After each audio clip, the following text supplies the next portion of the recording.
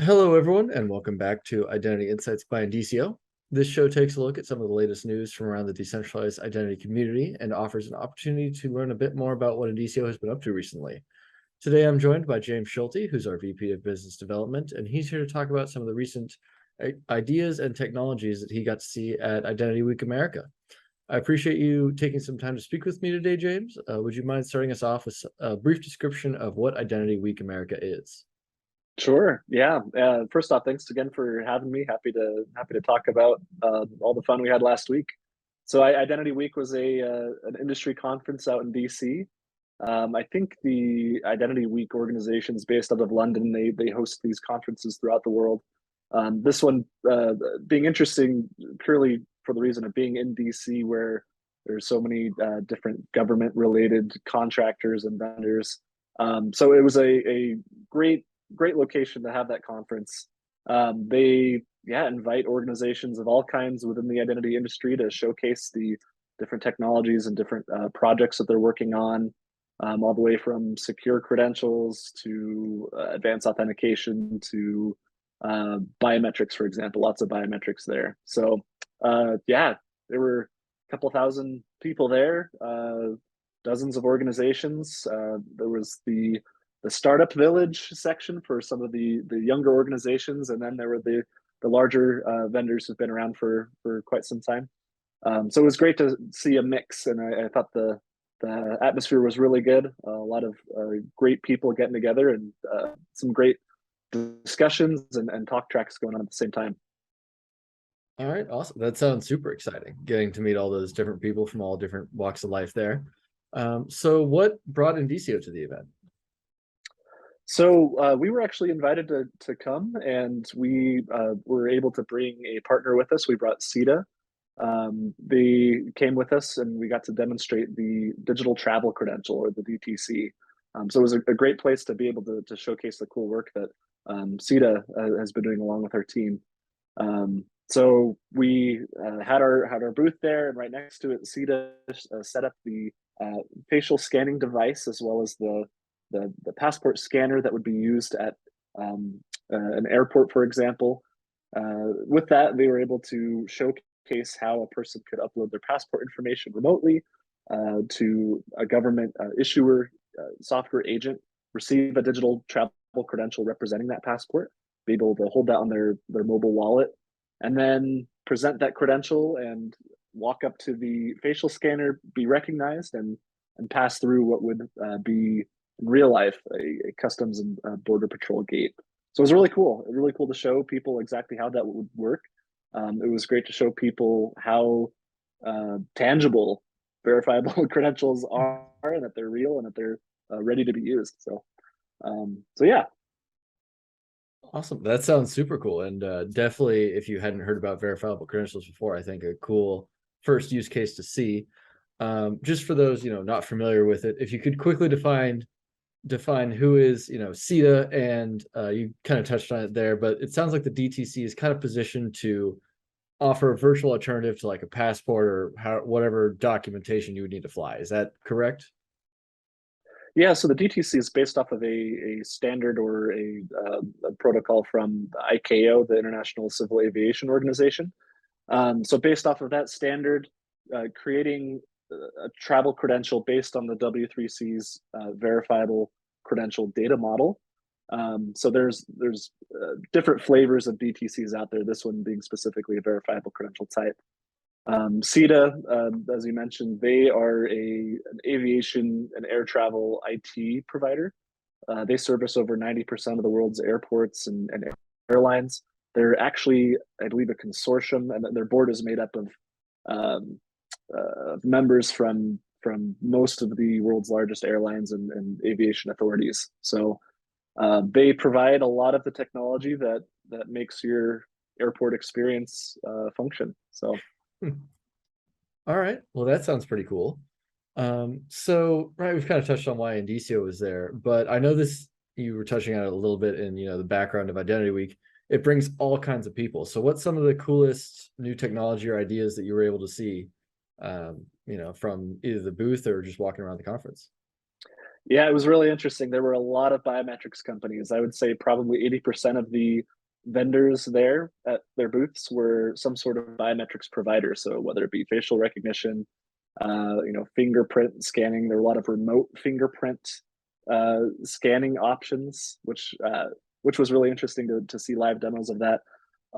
Lots of AI powered facial recognition softwares, NFC providers, near field communication um, device providers. So, like key cards for access to buildings. Vendors there showing their RFID tags, how they're using that for IoT devices. I also learned that they're starting to, I think it was either Amazon or one of the other big 3PLs was looking at putting RFID tags directly into the cardboard boxes used for shipping, so that through every part of the transportation process, there's identification going on, and proof of custody, and helping out with inventory management. So that was new to me. I know RFID was used in that, but using it in every single package is it's pretty cool to learn about. A lot of identity implications that come out of that. Some other organizations, doing traditional, passwordless type technologies, access management. I did see a number of zero trust consultancies there, offering their services and helping organizations implement zero trust strategies. So, seeing a lot of traditional, I guess you could say, identity vendors, along with some newer up and coming flavors of identity providers, if that makes sense. One of the more fun parts about the conference was seeing people, demonstrate what their technologies can do. And some of them in kind of a scary way with the facial recognition, for example. There's some privacy, obviously some privacy concerns that come with that. But in this case, it was kind of fun where the first day our sign had gone missing at our booth, and we had no idea where it went. So we're thinking, my God, did someone take it on accident? Well, luckily the neighbor right next to us, they had this large, 72-inch, touchscreen TV to showcase their facial recognition and security camera uh, setup that they had. So they were able to rewind and see some security footage, and as people were walking by, it focuses in on their face, and it's able to match them to whatever record. And um, the recording wasn't long enough to find at what time our sign was taken, but just seeing how that could be used to track and identify. So a little unnerving in that sense, but that's the reality of where technology is at nowadays. So another reason why I'm so passionate about verifiable credentials and being able to protect privacy, and put the user in control of what they do with their identity. So yeah, I guess from seeing all these new ideas and cool technologies, I'd say it reinforced my belief that the combination of verifiable credentials and privacy protection in conjunction with these new technologies that could be used for good, provides a really powerful value for society, I think. Absolutely. That sounds I love that they were helping you try to get the sign back at the booth. They were That's very awesome. nice. Yeah.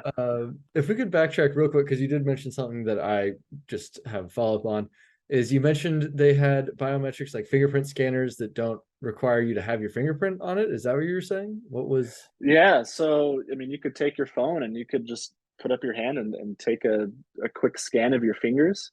And then it would, procure an image, and it would show you the outlines of the actual fingerprints on your fingers. And I could send that into the organization to prove that you are who you say you are, if that makes sense. So I'd never seen that before. I mean, I'd seen, where you put your hand actually on the thing and it does a quick scan, but pushing that out to the edge with the person's mobile device. No, that's a new one for me too. Absolutely. Um, so that all sounds very interesting and definitely worth walking around the conference for. Who was the conference kind of aimed at? Who was, there with you? Obviously, there was plenty of vendors. Was it more aimed at like governments, for enterprise? Who was kind of, the target, I guess, market for all this new technology? I would, yeah, kind of all of the above. Governments, enterprises, anyone looking to procure some sort of identity solution to solve their specific challenge. There were officials from uh, digital ministries from various governments around the world, a lot from Eastern Europe, which was interesting. I think they're experiencing a heightened number of cyber attacks, which, given the situation over there, makes sense. A lot of U.S. government officials there looking around, getting a sense of what technologies are up and coming.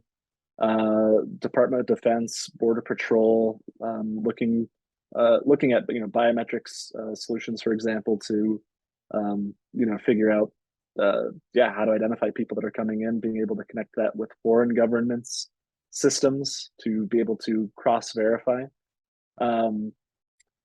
I would say above all, though, there were a lot of external customer opportunities coming to chat with vendors, but the vendors that were there having the opportunity to talk with each other, kind of get a sense of where the industry is at as a whole, and also getting a peek at some of the newer technologies. So being able to talk and cooperate with some of those other companies, I think, was a really valuable opportunity at the conference. There were a lot of traditional identity access management organizations who had either just heard of verifiable credentials or weren't exactly sure what they were or why they were different or why they're viewed as better in a lot of instances. So got to have a lot of really good conversations about those traditional organizations looking at how they can combine verifiable credentials into their current products and offerings. So right, a lot of your time was obviously spent at the booth helping to demonstrate, the technology that Indicio and CETA has been working on. You touched on it a little bit in your last answers, just who was there and kind of what they were looking for. But what were some of the interesting questions or use cases that people kind of brought up to you when they saw some of the newer verifiable credential technology? I think one of the biggest questions they have is, how can you verify that the person that you are creating the verifiable credential for is the right person? So it's like, okay, you're establishing the identity, but how can you be sure that the identity was established? And then, so it kind of, how far back do you go in that chain of trust? And so, tying into biometrics into that, using some sort of biometric check to access the wallet or to make an initial connection with a credential issuer, for example. So we had a lot of really good conversations about that. At Indicio, what we do is we provide the technology that makes it possible to issue, hold, and verify credentials. And a lot of the organizations that we work with already have some sort of KYC process in place. They might have their own, KYC biometric provider or database that they pull from, and we create the plumbing, so to say, of how to turn that into a credential and have it be portable within an ecosystem. Having those conversations with those organizations who are trying to figure out who do we go to as a KYC provider or this or that. I think that led to some really good outcomes with us. So Sure. I'd say that was a really big question. Lots of organizations trying to see who is using a verifiable credential. We've looked at it and we're trying to figure out how can we integrate it, but where are you guys seeing these being used most? I think that was a common question we got. Okay, so just for those at home that are curious, where are we seeing the most verifiable credentials being used? I knew you were going to follow up with that. So finance, obviously, there's a lot of KYC that involved there, a lot of liability that is in place, and financial institutions have to comply with, or there's penalties that come along with not being able to verify who you're dealing with. Travel, obviously, with the demo that we were doing there live. And then in supply chain is a big one, being able to, like I said, prove custody and verify handling of certain materials along the way.